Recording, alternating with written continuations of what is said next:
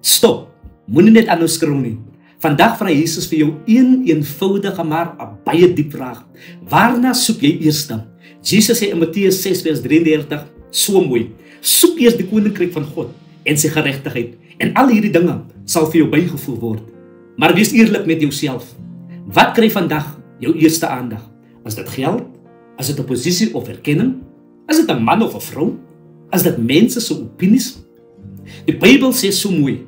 Die mens sal jou teleurstel, maar God sal vir jou nooit teleurstel nie. Tog kies ons so maklik om mense tevrede te stel eerder as om God eers te stel.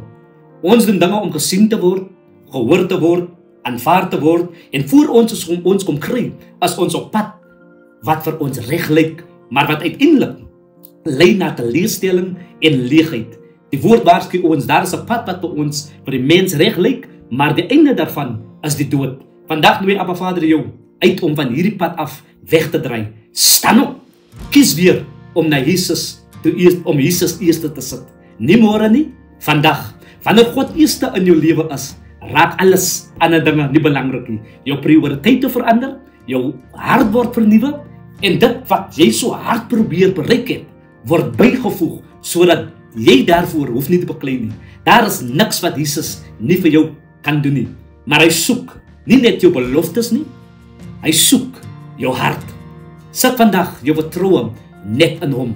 Laat hy jou lei. Laat sy lig deur jou skyn in hierdie donker wêreld. As jy vandag kies om Jesus eerste te sit, skryf vandag in my comment en sê, Jesus, U is eerste.